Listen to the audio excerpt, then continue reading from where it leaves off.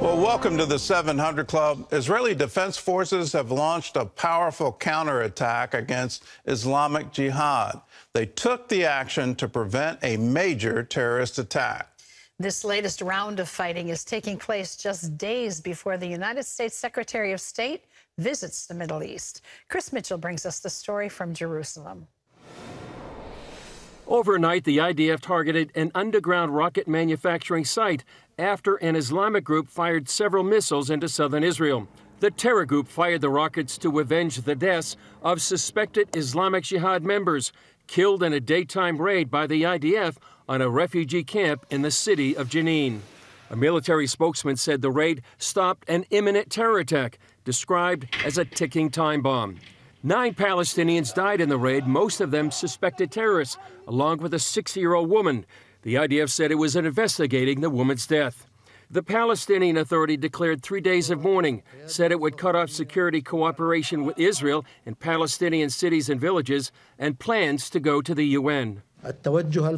We will go to the Security Council to implement the International Protection Resolution for the Palestinian people under Chapter 7 and to stop unilateral measures. Israel's police chief and the Minister of National Security praised the soldiers for protecting Israeli civilians.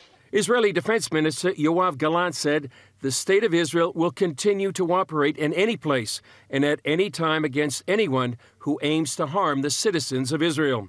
Israeli security forces are now on high alert throughout Judea and Samaria, also known as the West Bank. A State Department spokesman said the U.S. recognizes the security challenges facing Israel, but is deeply concerned about the escalating violence.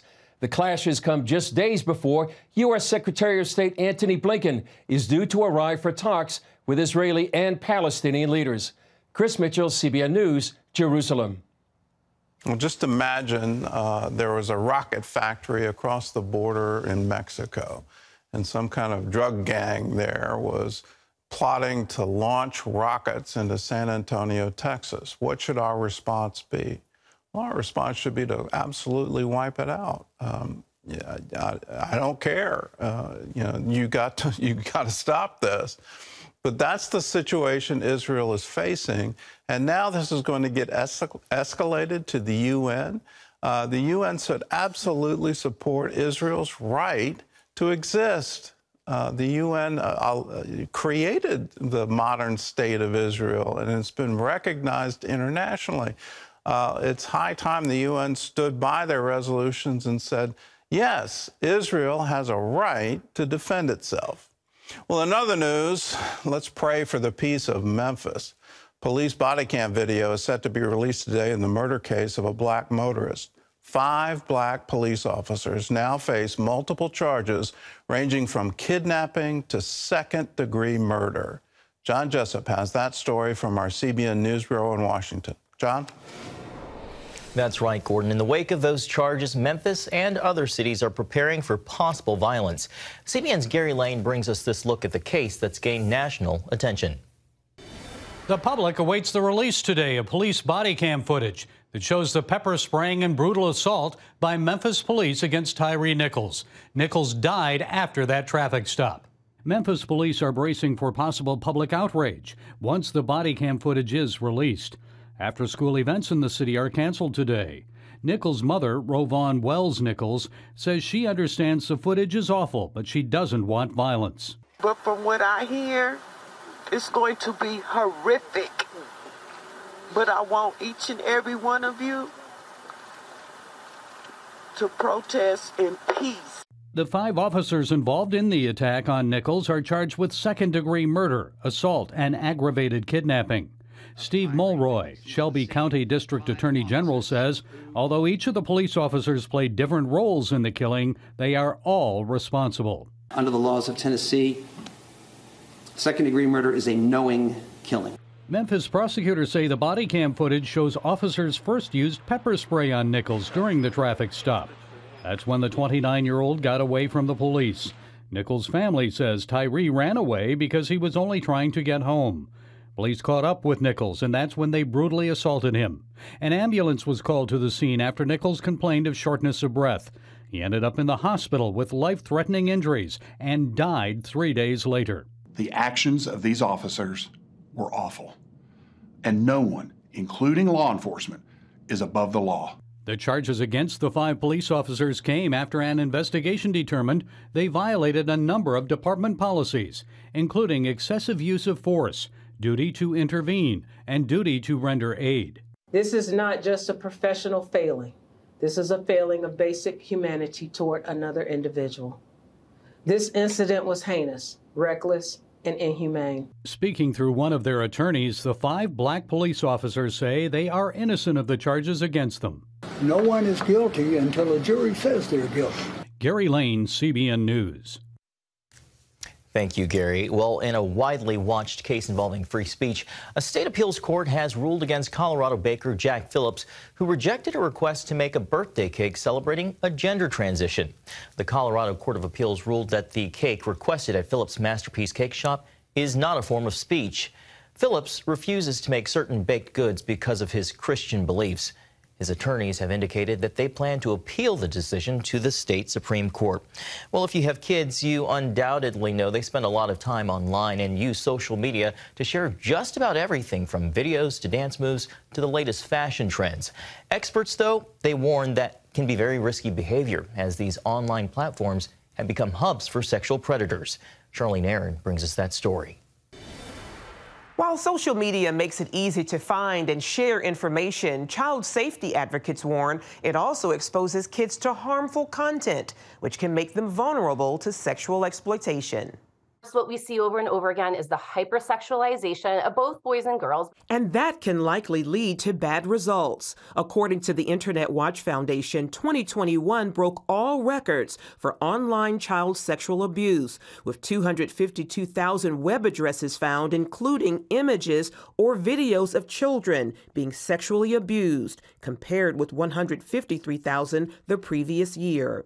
Lena Nealon is with the National Center on Sexual Exploitation. Kids have smartphones at unprecedented levels. And of course, COVID just supercharged child sexual exploitation as kids, went online in droves. In December, new Twitter CEO and owner Elon Musk named removing child sexual exploitation content from the platform as a top priority. Shortly after taking over the social media giant, Musk cleaned out the 3 most popular hashtags that had been used to sell child sexual abuse material and added a direct reporting option for child sexual exploitation, a move Nealon and others applauded. He's raised a lot of attention to the issue at large, and specifically what was or was not happening on Twitter to combat these issues, and he certainly seems to have made some improvements. Nealon adds that more must be done, especially after Twitter also dissolved its Trust and Safety Team, a group dedicated to addressing the removal of child sexual abuse material. We don't know if the proper resources have been put in place to tackle these issues. And a major factor I think a lot of people don't understand is that Twitter has created an ecosystem of exploitation, and they're unique in that they allow pornography. And whenever you have pornography with little to no age verification or consent of who's depicted, you're guaranteed to have child sex abuse material. It's a policy in plain view on the tech giant's website. CBN News reached out to Twitter about the policy and received no response. The issue goes beyond Twitter, as this content is also prevalent on TikTok, a massive social magnet for teenagers.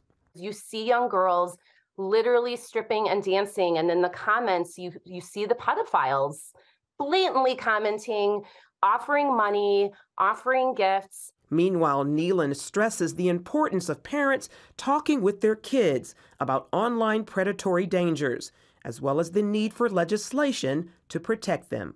We need to change federal and state policies to hold these corporations accountable. There is so much more they can be doing. They have the resources, both the talent and financial resources to really augment and prioritize child protection. But from what we can see, they're prioritizing profit over and over again. Charlene Aaron, CBN News.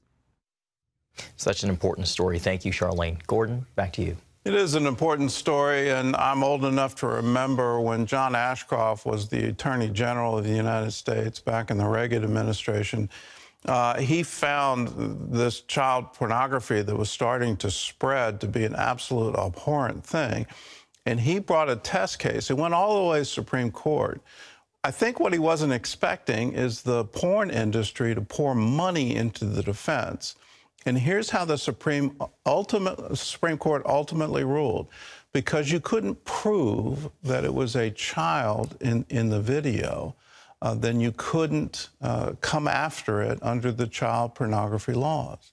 It was absolutely incredible how they said, well, you can have fake and all of this, and the person is really 18 and they really signed a consent and all this kind of stuff. We've got to come to our senses on this. We have sexualized our children.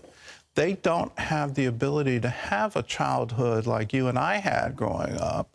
They're growing up in a hyper-sexualized environment, and we have to come to grips with this.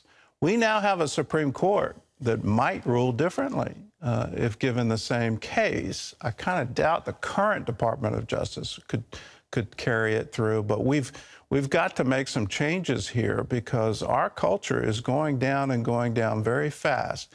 And what's happening to our children is a national crime. Can we please stop it? Now, here's something you can do that would really help. There's a lot of pressure right now on Facebook and Instagram to get rid of their nudity policy. Please stop that. Don't allow nudity on these sites. Can we put pressure now on Twitter to say, stop, there's no reason for you to have this on your site. There's no reason for this to be on smartphones and tablets. Let's have the major companies be responsible to the users and not bow to the pressure to open up to these forms. It's just, we've got to get control and say, no, not here. Don't do this to our children anymore. We need to protect them. The other thing you can do as a parent and a grandparent, make sure you know what your teenagers, what your junior high school students, what your grammar school students are doing online. It is very important to know their history, to know what's happening on that phone, because predators are absolutely hunting them. So do it regularly. They're going to complain, go through their complaints and say, no, I want you to have a childhood.